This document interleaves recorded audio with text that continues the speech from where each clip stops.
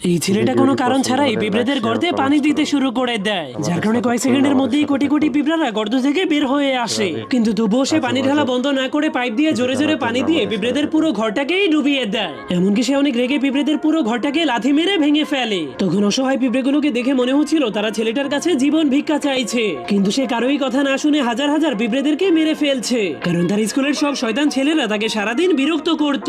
এই জন্য সে নিজের সব রাগ সেই অসহায় পিঁপড়েগুলোর উপরে ঝাড়তে শুরু করে দেয়, যার কারণে পিঁপড়েদের তান্ত্রিক তার উপর অনেক রেগে সেই দিনের প্রতিশোধ নেওয়ার জন্য একটা বিষাক্ত ওষুধ তৈরি করে ফেলে। সেদিন রাতে ছেলেটা যখনই গভীরভাবে ঘুমাচ্ছিল তখনই পিঁপড়েগুলো লুকিয়ে লুকিয়ে তার রুমের মধ্যে ঢুকে যায়। এরপর তারা তার কানের উপরে পৌঁছে গিয়ে তার কানের ভেতরে সেই বিষাক্ত ওষুধগুলোকে ঢেলে দেয়, যার ফলে সকাল হওয়ার আগেই তার পুরো দুনিয়াটা পাল্টে যায়। সে অনেক ছোট্ট একটা মানুষে পরিণত হয়ে গিয়েছিল, এতটাই ছোট যে তার নিজের কাপড়গুলোই তার কাছে পাহাড়ের সমান মনে হচ্ছিল। তখনই পিঁপড়েগুলো তাকে ধরে তার বিচার করার জন্য তাদের আদালতে নিয়ে যায়, কিন্তু কয়েকটা পিঁপড়া তার